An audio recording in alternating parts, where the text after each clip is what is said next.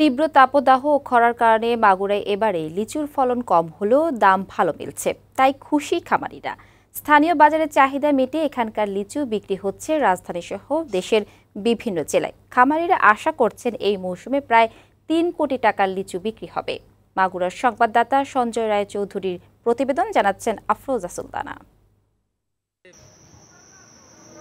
মাগুরা জেলার ইছাখাদা, রাউতরা, আলাইপুর, হাজরাপুর, খালিমপুর, নোয়াপাড়া, হাজিপুর, রাঘবদাইর, নুরিহাটি, শিবরামপুর সহ বিভিন্ন এলাকায় বাণিজ্যিক ভিত্তিতে লিচুর চাষ হয়েছে। এসব জায়গায় উৎপাদিত লিচু সুস্বাদু হওয়ায় ভালো দাম পাচ্ছে খামারিরা। বর্তমানে বাগান থেকে প্রতি হাজার দেশি লিচু ২২০০ থেকে ২৫০০ টাকায় বিক্রি হচ্ছে।